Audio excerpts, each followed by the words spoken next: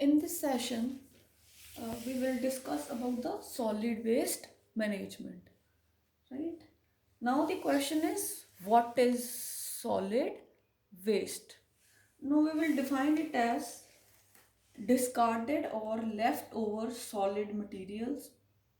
are called as solid waste.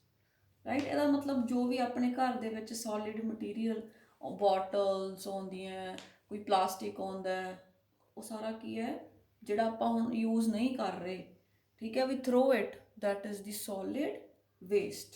ਠੀਕ ਹੈ ਇਹਨੂੰ ਆਪਾਂ ਰਬਿਸ਼ ਕਹਿ ਸਕਦੇ ਹਾਂ ਟਰੈਸ਼ ਕਹਿ ਸਕਦੇ ਹਾਂ ਪੰਜਾਬੀ 'ਚ ਆਪਾਂ ਇਹਨੂੰ ਕਚਰਾ ਕਹਿੰਦੇ ਹਾਂ ਰਾਈਟ ਹੁਣ ਆਪਾਂ ਡਿਸਕਸ ਕਰਨਾ ਹੈ ਕਿ ਜਿਹੜਾ ਇਹ ਕਚਰਾ ਹੈ ਕਿੱਥੋਂ ਕਿੱਥੋਂ ਪੈਦਾ ਹੁੰਦਾ ਹੈ ਕੀ ਸੋਰਸਿਸ ਹੈ ਕਿਹੜੀਆਂ ਜਗ੍ਹਾ ਤੋਂ ਜਿਹੜਾ ਹੈ ਸੋਲਿਡ ਵੇਸਟ ਹੈ ਜਿਹੜਾ ਉਹ ਨਿਕਲਦਾ ਹੈ first one is the municipal solid waste municipal solid waste ਦੇ ਵਿੱਚ ਬੇਟੇ ਆਪਣੇ ਜਿਹੜਾ ਆਪਣੇ ਹੋਮਸ ਆਫਿਸਿਸ ਹਸਪੀਟਲਸ ਸਕੂਲਸ ਤੋਂ ਜਿਹੜਾ ਵੇਸਟ ਜਨਰੇਟ ਹੁੰਦਾ ਹੈ that is called the municipal solid waste ਇਹਦੇ ਵਿੱਚ paper leather rubber glass metals tin like ना प्लास्टिक्स ये सारा इंक्लूड होंगे उस तो बाद आप गल करते हैं इंडस्ट्रीयल वेस्ट इंडस्ट्रीज चो बेटे फ्लाई ऐश स्क्रैप्स पन्ने और जड़ा जड़ा मतलब फालतू मटीरियल वो बाहर कटते हैं that is all the solid waste then we have the hospital waste बेटा आंदा है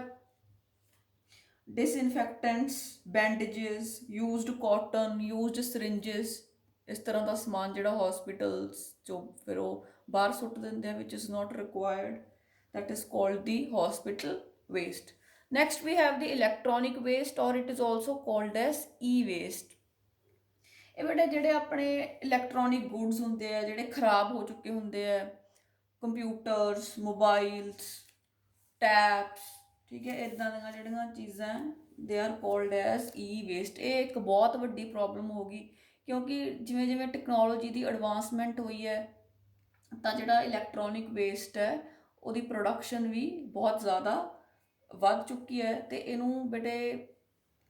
ਡੀਗ੍ਰੇਡ ਇਹ ਹੁੰਦਾ ਨਹੀਂ ਤੇ ਇਹਨੂੰ ਜਿਹੜਾ ਹੈਗਾ ਇਹਦਾ ਜਿਹੜਾ ਪੋਲਿਊਸ਼ਨ ਹੈ ਉਹਨੂੰ ਕੰਟਰੋਲ ਕਰਨਾ ਇੱਕ ਚੈਲੰਜ ਬਣ ਚੁੱਕਿਆ ਵਰਲਡ ਲਈ ਤਾਂ ਇਹਦੇ ਵਿੱਚ ਬੇਟੇ ਕੀ ਹੁੰਦਾ ਜਿਹੜੇ ਇਲੈਕਟ੍ਰੋਨਿਕ ਵੇਸਟ ਹੈ ਜਿਹੜੇ ਡਿਵੈਲਪਡ ਕੰਟਰੀਜ਼ ਹੈ ਰਿਚ ਕੰਟਰੀਜ਼ ਹੈ ਉਹ ਜਿਹੜਾ ਆਪਦਾ ਈ ਵੇਸਟ ਹੁੰਦਾ ਉਹਨੂੰ ਡਿਵੈਲਪਿੰਗ ਕੰਟਰੀਜ਼ ਦੇ ਵਿੱਚ ਭੇਜ ਦਿੰਦੇ ਆ ਲਾਈਕ ਇੰਡੀਆ ਬੰਗਲਾਦੇਸ਼ ਪਾਕਿਸਤਾਨ ਹੈ ਨਾ ਤਾਂ ਇਹ ਜਿਹੜੇ ਕੰਟਰੀਜ਼ ਹੈ ਬੇਟੇ ਇੱਥੇ ਲੇਬਰ ਜਿਹੜੀ ਚੀਪ ਮਿਲ ਜਾਂਦੀ ਹੈ ਤੇ ਇਹ ਜਿਹੜੇ ਈ ਵੇਸਟ ਹੁੰਦੇ ਆ ਇਹਨਾਂ ਦੇ ਵਿੱਚੋਂ ਜਿਹੜੇ ਮਹਿੰਗੇ ਮੈਟਲਸ ਹੁੰਦੇ ਆ ਜਿਵੇਂ ਕਾਪਰ ਆਇਰਨ ਗੋਲਡ ਦੀਆਂ ਚਿਪਸ ਹੁੰਦੀਆਂ ਜਿਵੇਂ ਕੰਪਿਊਟਰ ਸਿਲਵਰ ਦੀਆਂ ਚਿਪਸ ਹੁੰਦੀਆਂ ਇਹਨਾਂ ਨੂੰ ਸਾਰਿਆਂ ਨੂੰ ਐਕਸਟਰੈਕਟ ਕਰ ਲੈਂਦੇ ਇਹਨਾਂ ਨੂੰ ਇਹਦੇ ਵਿੱਚੋਂ ਕੱਢ ਲੈਂਦੇ ਆ ਤੇ ਦੁਬਾਰਾ ਰੀਯੂਜ਼ ਕਰ ਲੈਂਦੇ ਆ ਤਾਂ ਇਹਦੇ ਨਾਲ ਬੇਟੇ ਜਿਹੜੇ ਜਿਹੜੇ ਲੇਬਰ ਜਿਹੜੇ ਵਰਕਰਸ ਉੱਥੇ ਕੰਮ ਕਰ ਰਹੇ ਹੁੰਦੇ ਆ ਉਸ ਟਰੈਸ਼ ਦੇ ਵਿੱਚ ਉਹਨਾਂ ਦੀ ਸਿਹਤ ਤੇ ਬਹੁਤ ਹੀ ਬੁਰਾ ਪ੍ਰਭਾਵ ਪੈਂਦਾ ਹੈ next we have the defunct ships ਬੇਟੇ ਜਿਹੜੇ ਪੁਰਾਣੀਆਂ ਜਿਹੜੀਆਂ ਸ਼ਿਪਸ ਹੁੰਦੀਆਂ ਉਹਨਾਂ ਨੂੰ ਸਿਮਿਲਰਲੀ ਜਿਹੜੇ ਡਿਵੈਲਪਡ ਕੰਟਰੀਜ਼ ਹੈ ਡਿਵੈਲਪਿੰਗ ਕੰਟਰੀਜ਼ ਨੂੰ ਭੇਜ ਦਿੰਦੇ ਆ ਉੱਥੇ ਓਲਡ ਸ਼ਿਪਸ ਨੂੰ ਦੇ ਆਰ ਬ੍ਰੋਕਨ ਡਾਊਨ ਤੇ ਇੱਥੇ ਵੀ ਬੇਟੇ ਜਿਹੜੇ ਵਰਕਰਸ ਕੰਮ ਕਰਦੇ ਆ ਜਦੋਂ ਉਹਨਾਂ ਦੇ ਵਿੱਚੋਂ ਡਿਫਰੈਂਟ ਪੋਲਿਊਟੈਂਟਸ ਰਿਲੀਜ਼ ਹੁੰਦੇ ਆ ਤਾਂ ਉਹਨਾਂ ਦੇ ਬਹੁਤ ਸਾਰੇ ਹੈਲਥ ਹੈਜ਼ਰਡਸ ਹੋ ਜਾਂਦੇ ਆ ਪਲੱਸ ਜਿਹੜੇ ਜਿੱਥੇ ਸਮੁੰਦਰੀ ਇਲਾਕਿਆਂ 'ਤੇ ਇਹ ਕੰਮ ਕੀਤਾ ਜਾਂਦਾ ਉੱਥੇ ਵਾਟਰ ਪੋਲਿਊਸ਼ਨ ਵੀ ਕਾਫੀ ਹੋ ਜਾਂਦਾ ਨਾ ਆ ਤਾਂ ਆਪਾਂ ਕਾਰਨ ਕਰ ਲਏ ਸੋਰਸਿਸ ਕਰ ਲਏ ਕਿ ਕਿੱਥੋਂ ਕਿੱਥੋਂ ਸੋਲਿਡ ਵੇਸਟ ਹੈ ਜਿਹੜਾ ਉਹ ਜਨਰੇਟ ਹੋ ਰਿਹਾ ਪੈਦਾ ਹੋ ਰਿਹਾ ਕਚਰਾ ਕਿਹੜੇ ਰਿਸੋਰਸਿਸ ਤੋਂ ਹੁਣ ਆਪਾਂ ਗੱਲ ਕਰਦੇ ਹਾਂ ਕਿ how can we control the solid waste ਤਾਂ ਬੇਟੇ ਸਭ ਤੋਂ ਪਹਿਲਾਂ ਜਿਹੜਾ ਆਪਾਂ ਕਰਦੇ ਹਾਂ ਵੀ ਜਿਹੜਾ ਜਿਵੇਂ ਆਪਾਂ ਦੇਖਦੇ ਹਾਂ ਵੀ ਜਿਹੜੇ ਮਿਊਨਿਸਪਲ ਵਾਲੇ ਹੁੰਦੇ ਆ ਉਹ ਆਪਣੇ ਘਰਾਂ 'ਚੋਂ ਕੂੜਾ ਜਿਹੜਾ ਹੈਗਾ ਕਲੈਕਟ ਕਰਕੇ ਲੈ ਜਾਂਦੇ ਆ ਉਸ ਤੋਂ ਬਾਅਦ ਉਹਦੀ ਬੇਟੇ ਕੈਟੇਗਰਾਈਜੇਸ਼ਨ ਹੁੰਦੀ ਹੈ ਬਾਇਓਡੀਗ੍ਰੇਡੇਬਲ ਵੇਸਟ ਨੂੰ ਅਲੱਗ ਕਰ ਲਿਆ ਜਾਂਦਾ ਹੈ ਨੋਨ ਬਾਇਓਡੀਗ੍ਰੇਡੇਬਲ ਨੂੰ ਅਲੱਗ ਤੇ ਰੀਸਾਈਕਲੇਬਲ ਨੂੰ ਅਲੱਗ ਬਾਇਓਡੀਗ੍ਰੇਡੇਬਲ ਮਤਲਬ ਜਿਵੇਂ ਵੈਜੀਟੇਬਲ ਪੀਲਸ ਫਰੂਟਸ ਲੀਵਸ ਜਿਹੜਾ ਕਿ ਗਲ ਸੜ ਸਕਦਾ ਹੈ with the help of micro organisms. Non biodegradable waste ਆਪਾਂ ਡਿਸਕਸ ਕੀਤਾ ਪਹਿਲਾਂ ਹੀ, ਪਲਾਸਟਿਕਸ, ਬੋਟਲਸ, ਤੇ ਜਿਹੜਾ ਇਲੈਕਟ੍ਰੋਨਿਕ ਵੇਸਟ ਹੋ ਗਿਆ ਆਪਣਾ, ਕੁਝ ਰੇਡੀਓ ਐਕਟਿਵ ਵੇਸਟ ਹੋ ਗਿਆ, ਇਹ ਸਾਰਾ ਆਉਂਦਾ ਹੈ ਨੋਨ ਬਾਇਓਡੀਗ੍ਰੇਡੇਬਲ ਵੇਸਟ। ਤਾਂ ਉਸ ਤੋਂ ਬਾਅਦ ਰੀਸਾਈਕਲੇਬਲ ਵੇਸਟ ਦਾ ਮਤਲਬ ਬੇਟੇ ਕਿ ਜਿਹੜੇ ਵੇਸਟ ਤੋਂ ਦੁਬਾਰਾ ਕੁਛ ਨਵਾਂ ਬਣਾਇਆ ਜਾ ਸਕਦਾ, ਤਾਂ ਉਹਨਾਂ ਨੂੰ ਫਿਰ ਉਸ ਤਰ੍ਹਾਂ ਦੀਆਂ ਜਿਹੜੀਆਂ ਕੰਪਨੀਜ਼ ਹੈ ਉਹਨਾਂ ਦੇ ਵਿੱਚ ਸੈਂਡ ਕਰ ਦਿੱਤਾ ਜਾਂਦਾ ਹੈ, ਕਿਉਂ ਤਾਂ ਕਿ ਉੱਥੇ ਦੁਬਾਰਾ ਉਹ ਰੀਸਾਈਕਲ ਕਰਕੇ ਉਹਦੇ ਤੋਂ ਨਵੀਆਂ ਚੀਜ਼ਾਂ ਬਣਾਈਆਂ ਜਾ ਸਕਣ। ਜਿਵੇਂ ਕਿ ਪੁਰਾਣਾ ਪਲਾਸਟਿਕ ਨੂੰ ਪਿਘਲਾ ਕੇ ਨਵਾਂ ਪਲਾਸਟਿਕ ਬਣ ਸਕਦਾ ਹੈ, ਚਾਹੇ ਇਹ ਥੋੜੀ ਕੁਆਲਿਟੀ ਇਹਦੀ ਲੋ ਹੁੰਦੀ ਹੈ, but still the plastic can be used. ਪੁਰਾਣੇ ਗਲਾਸ ਤੋਂ, ਕੱਚ ਤੋਂ ਜਿਹੜਾ ਹੈਗਾ ਨਵਾਂ ਜਿਹੜਾ ਗਲਾਸ ਹੈ ਉਹ ਬਣਾਇਆ ਜਾ ਸਕਦਾ। ਤਾਂ ਬੇਟੇ ਜਿਵੇਂ ਆਪਾਂ ਦੇਖਦੇ ਹਾਂ ਰਿਕਵਰੀ ਐਂਡ ਰੀਸਾਈਕਲਿੰਗ, ਜਿਹੜੇ ਕਚਰਾ ਚੱਕਣ ਵਾਲੇ ਹੁੰਦੇ ਆ ਰੈਗ ਪਿਕਰਸ, ਉਹ ਕਲੈਕਟ ਕਰ ਲੈਂਦੇ ਆ ਜਗ੍ਹਾ ਜਗ੍ਹਾ ਤੋਂ ਜਿਹੜਾ ਹੈਗਾ ਵੇਸਟ, ਤੇ ਉਸ ਤੋਂ ਬਾਅਦ ਉਹਨਾਂ ਤੋਂ ਜਿਹੜੇ ਬੇਟੇ ਜਿਵੇਂ ਕਬਾੜੀ ਹੈ ਨਾ, ਉਹਨਾਂ ਤੋਂ ਅੱਗੇ ਫੈਕਟਰੀਜ਼ ਵਾਲੇ ਖਰੀਦ ਲੈਂਦੇ ਆ ਜੋ ਜੋ ਸਮਾਨ ਅੱਗੇ ਰੀਸਾਈਕਲ ਕੀਤਾ ਜਾ ਸਕਦਾ, ਜਿਵੇਂ ਪਲਾਸਟਿਕਸ, ਗਲਾਸ, ਟਿਨ, ਜਾਂ ਜੋ ਵੀ ਹੈ ਉਹ ਉਹਨਾਂ ਤੋਂ ਜਿਹੜੇ ਕਬਾੜੀ ਵਾਲੇ ਉਹਨਾਂ ਤੋਂ ਜਿਹੜੇ ਹੈਗੇ ਫੈਕਟਰੀ ਓਨਰਸ ਹੈ ਉਹ ਖਰੀਦ ਲੈਂਦੇ ਆ। This is what is recovery and recycling. Second is source reduction. Source reduction 'ਚ ਬੇਟੇ ਕੀ ਹੈ, ਜਦੋਂ ਮਤਲਬ ਸਾਰਾ ਕੂੜਾ ਇੱਕ ਜਗ੍ਹਾ 'ਤੇ ਸ਼ਹਿਰ ਦੇ ਬਾਹਰ ਆਪਾਂ ਇਕੱਠਾ ਕਰਕੇ ਉੱਥੇ ਸੁੱਟ ਦਿੱਤਾ ਜਾਂਦਾ ਹੈ, ਤਾਂ ਉੱਥੇ ਬੇਟੇ ਜਿਹੜਾ ਬਾਇਓਡੀਗ੍ਰੇਡੇਬਲ ਵੇਸਟ ਹੁੰਦਾ ਉਹਦੇ 'ਤੇ ਤਾਂ ਜਿਹੜੇ ਹੈਗੇ ਆ ਆਪਣੇ ਪਿਗਸ, ਕਾਊਸ, ਤੇ ਫੀਡ ਅਪੋਨ ਦੈਮ, ਠੀਕ ਹੈ। ਤਾਂ ਥੋੜ੍ਹਾ ਜਿਹਾ ਤਾਂ ਉਹ ਜਿਹੜਾ ਉਹ ਕਚਰਾ ਹੈ ਜਿਹੜਾ ਉੱਥੇ ਸਿੱਟਿਆ, ਉਹ ਥੋੜ੍ਹਾ ਜਿਹਾ ਤਾਂ ਉਹਦੀ ਮਾਤਰਾ ਘੱਟ ਜੂਗੀ, ਕਿਉਂਕਿ ਜਿਹੜੇ ਅਵਾਰਾ ਜਾਨਵਰ ਹੈ ਦੇ ਫੀਡ ਔਨ ਦੈਟ ਵੇਸਟ। ਉਸ ਤੋਂ ਬਾਅਦ ਉਹਦੇ ਤੋਂ ਕੰਪੋਸਟ, ਬਾਇਓਗੈਸ, ਮੈਨਿਓਰ ਵਗੈਰਾ ਬਣਾਈ ਜਾ ਸਕਦੀ ਹੈ, ਤੇ ਉਹਦੀ ਥੋੜ੍ਹੀ ਮਾਤਰਾ ਜਿਹੜੀ ਹੈਗੀ ਆ ਉਹ ਹੋਰ ਘਟਾਈ ਜਾ ਸਕਦੀ ਹੈ। ਉਸ ਤੋਂ ਬਾਅਦ ਹੈ ਡੰਪਿੰਗ। ਡੰਪਿੰਗ ਮਤਲਬ ਸੁੱਟ ਦੇਣਾ ਕਿਸੇ ਖੱਡੇ 'ਚ, ਉਹਨਾਂ ਨੂੰ ਸੁੱਟ ਦੇਣਾ, ਕੋਈ ਲੋ ਲਾਇੰਗ ਏਰੀਆ ਜਿਹੜਾ ਸ਼ਹਿਰ ਤੋਂ ਬਾਹਰ ਕੋਈ ਨੀਵਾਂ ਜਗ੍ਹਾ, ਉੱਥੇ ਕਚਰੇ ਨੂੰ ਸੁੱਟ ਦੇਣਾ, ਇਸ ਕਾਲਡ ਐਸ ਡੰਪਿੰਗ। ਜਿਹੜੀ ਡੰਪਿੰਗ ਹੁੰਦੀ ਹੈ ਬੇਟੇ ਉਹ ਦੋ ਤਰ੍ਹਾਂ ਦੀ ਹੋ ਸਕਦੀ ਹੈ, open dumping and sanitary dumping. Open dumping 'ਚ ਬੇਟੇ ਕੀ ਕਰਦੇ ਆ ਵੀ ਕਚਰੇ ਨੂੰ ਅੱਗ ਲਗਾ ਦਿੱਤੀ ਜਾਂਦੀ ਹੈ ਤੇ ਉਹ ਮੱਚ ਜਾਂਦਾ ਹੈ, ਪਹਿਲਾਂ ਕਿਸੇ ਖੱਡੇ 'ਚ ਸੁੱਟ ਕੇ ਉਹਨੂੰ ਅੱਗ ਲਗਾ ਦਿਓ, ਦੈਟ ਇਜ਼ ਓਪਨ ਡੰਪਿੰਗ। ਪਰ ਇਹਦੇ ਨਾਲ ਬਹੁਤ ਸਾਰਾ ਜਿਹੜਾ ਹੈਗਾ ਮੱਖੀਆਂ, ਚੂਹੇ ਫੈਲਣ ਦਾ ਜਿਹੜਾ ਡਰ ਹੁੰਦਾ ਹੈ, ਜਿਹੜਾ ਓਪਨ ਡੰਪਿੰਗ 'ਚ ਬਣਿਆ ਰਹਿੰਦਾ ਹੈ। Then is sanitary dumping. Sanitary dumping 'ਚ ਬੇਟੇ ਕੀ ਕਰਦੇ ਆ ਵੀ ਕਚਰੇ ਨੂੰ ਪਹਿਲਾਂ ਦਬਾ ਦਿੰਦੇ ਆ, ਉਹਦੇ 'ਤੇ ਪ੍ਰੈਸ਼ਰ ਦੇ ਕੇ ਉਹਦੀ ਵੋਲਿਊਮ ਨੂੰ ਡਿਕਰੀਜ਼ ਕਰ ਦਿੰਦੇ ਆ, ਤੇ ਉਸ ਤੋਂ ਬਾਅਦ ਉਹਨੂੰ ਸੋਇਲ ਦੇ ਨਾਲ ਕਵਰ ਕਰ ਦਿੰਦੇ ਆ। ਇਹਦੇ ਨਾਲ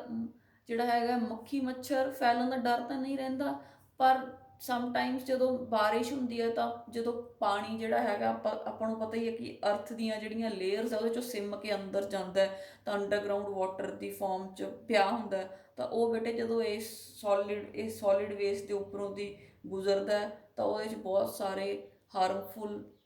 ਕੈਮੀਕਲਸ ਮਿਕਸ ਹੋ ਜਾਂਦੇ। Next we have the incineration. ਇਹ ਬੇਟੇ ਮੇਨਲੀ ਜਿਹੜਾ ਹੌਸਪੀਟਲ ਵੇਸਟ ਹੈ, ਕਿਉਂਕਿ ਉਹਦੇ ਵਿੱਚ ਬਹੁਤ ਸਾਰੇ ਮਾਈਕਰੋ ਆਰਗੇਨਿਜ਼ਮਸ ਹੁੰਦੇ ਆ, ਤਾਂ ਉਹਨਾਂ ਲਈ ਯੂਜ਼ ਕੀਤਾ ਜਾਂਦਾ। ਇਹਦੇ 'ਚ ਕੀ ਹੈ, ਇਨਸੀਨਰੇਟਰਸ ਯੂਜ਼ ਕੀਤੇ ਜਾਂਦੇ, ਇੱਕ ਭੱਠੀ ਯੂਜ਼ ਕੀਤੀ ਜਾਂਦੀ ਹੈ, ਬਿਜਲੀ ਦੀ ਤੰਦੂਰ ਟਾਈਪ ਯੂਜ਼ ਕੀਤੇ ਜਾਂਦੇ ਆ, ਜਿਹਦੇ ਵਿੱਚ ਆਕਸੀਜਨ ਦੀ ਪ੍ਰੈਜ਼ੈਂਸ ਦੇ ਵਿੱਚ ਜਿਹੜਾ ਸੋਲਿਡ ਵੇਸਟ ਹੈ ਉਹਨੂੰ ਜਲਾ ਦਿੱਤਾ ਜਾਂਦਾ ਹੈ ਐਟ ਆ very high temperature like 900 to 1200 degree Celsius. ਠੀਕ ਹੈ, ਹੌਸਪੀਟਲ ਵੇਸਟ ਲਈ ਜ਼ਿਆਦਾ ਯੂਜ਼ ਕਰਦੇ ਆ ਇਨਸੀਨਰੇਸ਼ਨ, ਤਾਂ ਕਿ ਜਿਹੜੇ ਵੀ ਮਾਈਕਰੋ ਆਰਗੇਨਿਜ਼ਮਸ ਹੈ, ਸਪੋਜ਼ ਕੋਈ ਯੂਜ਼ਡ ਕਾਟਨ ਹੈ, ਪੱਟੀਆਂ ਹੈ, ਬੈਂਡੇਜਸ ਹੈ, ਉਹਨਾਂ ਦੇ ਉੱਤੇ ਜਿਹੜੇ ਮਾਈਕਰੋ ਆਰਗੇਨਿਜ਼ਮਸ ਲੱਗੇ ਹੋ ਸਕਦੇ ਕਿਸੇ ਵੀ ਇਨਫੈਕਟਡ ਪਰਸਨ ਦੇ, ਤਾਂ ਉਹ ਫੈਲ ਸਕਦੇ ਆ। ਇਸ ਕਰਕੇ ਜਿਹੜਾ ਜਲਾਉਣਾ ਹੈ ਇਨਸੀਨਰੇਟਰਸ ਦੇ ਵਿੱਚ in the presence of oxygen, that is the best way to treat the hospital waste. So this method is called as incineration. Next we have the pyrolysis. Pyrolysis ਬੇਟੇ ਇਹਦੇ 'ਚ ਕੀ ਹੁੰਦਾ, ਇਹਦੇ 'ਚ ਇਨਸੀਨਰੇਸ਼ਨ ਦਾ ਤੇ ਪਾਇਰੋਲਾਈਸਿਸ ਦਾ ਫਰਸਟ ਡਿਫਰੈਂਸ ਤਾਂ ਹੈਗਾ, incineration is in the presence of oxygen, pyrolysis is in the absence of oxygen in anaerobic conditions. ਤੇ ਬੇਟੇ ਇਹਦੇ ਵਿੱਚ ਜਿਹੜਾ ਹੈਗਾ ਟੈਂਪਰੇਚਰ ਹੈ ਜਿਹੜਾ ਉਹ 1650 ਡਿਗਰੀ ਸੈਲਸੀਅਸ ਰੱਖਿਆ ਜਾਂਦਾ ਹੈ, ਤੇ ਜਿਹੜਾ ਵੇਸਟ ਹੈ ਉਹਨੂੰ ਜਲਾ ਦਿੱਤਾ ਜਾਂਦਾ ਹੈ ਇਨ ਦੀ ਐਬਸੈਂਸ ਆਫ ਆਕਸੀਜਨ। ਸੋ ਇਹਨਾਂ ਦੋਨੋਂ ਮੈਥਡਸ ਨਾਲ ਜਿਹੜਾ ਸੋਲਿਡ ਵੇਸਟ ਹੈ ਉਹਨੂੰ ਖਤਮ ਕੀਤਾ ਜਾ ਸਕਦਾ ਹੈ। ਸੋ ਆਫਟਰ ਸਟੱਡਿੰਗ ਦਿਸ, ਆਪਣੇ ਸਿਲੇਬਸ 'ਚ ਇੱਕ ਕੇਸ ਸਟੱਡੀ ਹੈ, case study of plastic waste management. ਜਿਵੇਂ ਆਪਾਂ ਪਹਿਲਾਂ ਵੇਸਟ ਵਾਟਰ ਦੀ ਟਰੀਟਮੈਂਟ ਦੀ ਕੇਸ ਸਟੱਡੀ ਕੀਤੀ, similarly we have it for the solid waste. ਇਹ ਬੇਟੇ it's a nice story, it is a story of Bangalore. ਇੱਕ ਪਰਸਨ ਰਹਿੰਦੇ ਨੇ ਉੱਥੇ, ਉਹਨਾਂ ਦਾ ਨਾਮ ਹੈ ਅਹਿਮਦ ਖਾਨ। ਤਾਂ ਅਹਿਮਦ ਖਾਨ ਪਲਾਸਟਿਕ ਸੈਕ ਬਣਾਉਣ ਦਾ ਕੰਮ ਕਰਦੇ ਆ, ਪਲਾਸਟਿਕ ਦੇ ਲਿਫਾਫੇ ਪੋਲੀਥੀਨਸ ਬਣਾਉਣ ਦਾ ਕੰਮ ਕਰਦੇ ਆ। ਤਾਂ ਜਦੋਂ ਉਹ ਇਹ ਕੰਮ ਕਰਦੇ ਆ ਤਾਂ ਉਹਨਾਂ ਦੇ ਮਨ 'ਚ ਖਿਆਲ ਆਇਆ ਕਿ ਜਿਹੜਾ ਪਲਾਸਟਿਕ ਨੂੰ ਡਿਸਪੋਜ਼ ਕਰਨਾ ਤਾਂ ਬਹੁਤ ਹੀ ਇੱਕ ਵੱਡਾ ਇਸ਼ੂ ਹੈ, ਕਿ ਪਲਾਸਟਿਕ ਤਾਂ ਕਦੇ ਵੀ ਡੀਗ੍ਰੇਡ ਨਹੀਂ ਹੁੰਦਾ। ਤਾਂ ਫਿਰ ਉਹਨਾਂ ਦੇ ਮਨ 'ਚ ਆਇਆ ਕਿ ਇਹ ਕਿਉਂ ਨਾ ਇਸ ਪ੍ਰੋਬਲਮ ਨੂੰ ਸੋਲਵ ਕੀਤਾ ਜਾਵੇ। ਉਹਨਾਂ ਨੇ ਉੱਥੇ ਇੱਕ ਨਜ਼ਦੀਕ ਇੱਕ college C, RV college of engineering, ਉੱਥੋਂ ਦੇ ਪ੍ਰੋਫੈਸਰਸ ਨਾਲ ਸਲਾਹ ਕੀਤੀ, ਗੱਲਬਾਤ ਕੀਤੀ, ਤੇ ਉਹਨਾਂ ਨੇ ਉਹਨਾਂ ਨਾਲ ਮਿਲ ਕੇ ਇੱਕ ਨਵੇਂ ਤਰ੍ਹਾਂ ਦਾ ਮੋਡੀਫਾਈਡ ਪਲਾਸਟਿਕ ਬਣਾਇਆ ਜਿਹਦਾ ਨਾਮ ਹੈ ਪੋਲੀ ਬਲੈਂਡ। ਨਵਾਂ ਇੱਕ ਪਲਾਸਟਿਕ ਦੀ ਫਾਰਮ ਬਣਾਈ, modified form, that is called the poly blend. ਤੇ ਇਸ ਪੋਲੀ ਬਲੈਂਡ ਨੂੰ ਬੇਟੇ ਉਹਨਾਂ ਨੇ ਬਾਈਟੂਮਿਨ ਨਾਲ ਮਿਕਸ ਕੀਤਾ, ਜਿਵੇਂ ਲੁੱਕ ਨਾਲ ਮਿਕਸ ਕਰਤਾ। ਤੇ ਜਿਹੜੀ ਲੁੱਕ ਹੈ ਆਪਾਂ ਉਹ ਸੜਕ ਬਣਾਉਣ ਦੇ ਕੰਮ ਆਉਂਦੀ ਹੈ। ਜਦੋਂ ਇਹ ਜਿਹੜਾ ਸੀਗਾ ਪੋਲੀ ਬਲੈਂਡ ਪਲਾਸਟਿਕ ਦਾ ਪਾਊਡਰ ਸੀ, ਜਿਹੜਾ ਜਦੋਂ ਬਾਈਟੂਮਿਨ ਲੁੱਕ ਦੇ ਨਾਲ ਮਿਕਸ ਕਰਤਾ, ਤੇ ਇਹਦਾ ਕੀ ਫਾਇਦਾ ਹੋਊਗਾ। ਹੁਣ ਪਲਾਸਟਿਕ ਆਪਾਂ ਨੂੰ ਪਤਾ ਹੈ ਕਿ ਇਹਦੇ ਵਿੱਚੋਂ ਦੀ ਪਾਣੀ ਹੈ ਜਿਹੜਾ ਉਹ ਜਿਹੜਾ ਹੈਗਾ ਨਹੀਂ ਲੰਘ ਸਕਦਾ, ਪਲਾਸਟਿਕ ਪਾਣੀ ਨੂੰ ਦੂਰ ਰੱਖਦਾ ਹੈ। ਤਾਂ ਆਪਾਂ ਜਨਰਲੀ ਦੇਖਦੇ ਹਾਂ ਕਿ ਜਿਹੜੀਆਂ ਆਪਣੀਆਂ ਰੋਡਸ ਹੁੰਦੀਆਂ ਉਹ ਪਾਣੀ ਨਾਲ ਬਰਸਾਤਾਂ ਦੇ ਮੌਸਮ 'ਚ ਜ਼ਿਆਦਾ ਖਰਾਬ ਹੁੰਦੀਆਂ। ਤਾਂ ਹੁਣ ਇਸ ਤਰ੍ਹਾਂ ਦੀ ਇੱਕ ਰੋਡ ਬਣ ਗਈ ਬੈਂਗਲੁਰੂ ਦੇ ਵਿੱਚ, ਜਿਸ ਦੇ ਜੋ ਕਿ ਪਲਾਸਟਿਕ ਦੇ ਪਾਊਡਰ ਤੋਂ ਬਣੀ ਹੋਈ ਹੈ, ਤੇ ਉਹਦੇ ਅੰਦਰ ਦੀ ਜਿਹੜਾ ਹੈ ਪਾਣੀ ਉਹ ਜ਼ਿਆਦਾ ਉਹ ਰਿਪੈਲ ਕਰਦੀ, ਉਹਦੇ ਵਿੱਚੋਂ ਦੀ ਪਾਣੀ ਨਹੀਂ ਲੰਘਦਾ। ਤਾਂ ਜਿਹੜੀ ਰੋਡ ਦੀ ਲਾਈਫ ਹੈ ਉਹ 3 ਗੁਣਾ ਹੋ ਗਈ ਇੱਕ ਆਮ ਸੜਕ ਦੀ ਲਾਈਫ ਨਾਲੋਂ। ਸਪੋਜ਼ ਮੰਨ ਲਓ ਜੇ ਇੱਕ ਸੜਕ ਜਿਹੜੀ ਆਪਾਂ ਨੋਰਮਲੀ ਬਣਾਉਣੇ ਆ ਉਹ 1 ਸਾਲ ਚੱਲਦੀ ਹੈ, ਤਾਂ ਇਹ ਜਿਹੜੀ ਸੜਕ ਹੈ ਇਹ 3 ਤੋਂ 4 ਸਾਲ ਜਿਹੜਾ ਹੈਗਾ ਉਹ ਚੱਲੇਗੀ। ਤਾਂ ਬੇਟੇ 2002 ਤੱਕ ਉਹਨਾਂ ਨੇ 2002 ਤੱਕ 40 ਕਿਲੋਮੀਟਰਸ ਰੋਡ ਬਣਾ ਲਈ ਸੀ। ਪਰ ਜੇ ਆਪਾਂ ਹੁਣ ਦੇਖੀਏ ਤਾਂ ਉਹਨਾਂ ਨੇ 35 to 40,000 ਕਿਲੋਮੀਟਰਸ ਜਿਹੜੀ ਇਹ ਰੋਡ ਹੈ ਉਹ ਬਣਾਤੀ ਯੂਜ਼ਿੰਗ ਪੋਲੀ ਬਲੈਂਡ ਨੂੰ ਬਾਈਟੂਮਿਨ ਦੇ ਨਾਲ ਮਿਕਸ ਕਰਕੇ ਇੱਕ ਰੋਡ ਬਣਾਤੀ। ਤਾਂ ਇਹਦੇ ਨਾਲ ਬੇਟੇ ਜਿਹੜਾ ਸ਼ਹਿਰ ਦਾ ਸਾਰਾ ਪਲਾਸਟਿਕ ਸੀ ਉਹ ਸਾਰਾ ਯੂਜ਼ ਹੋਣਾ ਸਟਾਰਟ ਹੋ ਗਿਆ। ਪਲਾਸਟਿਕ ਕਿਤੇ ਵੀ ਤੁਹਾਨੂੰ ਸ਼ਹਿਰ 'ਚ ਨਹੀਂ ਦਿਖੂਗਾ ਕਿ ਉਹ ਡੰਪ ਕੀਤਾ ਗਿਆ ਹੈ, ਕਿਉਂਕਿ ਉਹਨੂੰ ਕਾਫੀ ਕੋਸਟਲੀ ਜਿਹੜਾ ਹੈਗਾ, ਪਹਿਲਾਂ ਉਹ ਕਾਫੀ ਸਸਤਾ ਵਿਕਦਾ ਸੀ। ਤਾਂ ਜਿਹੜੇ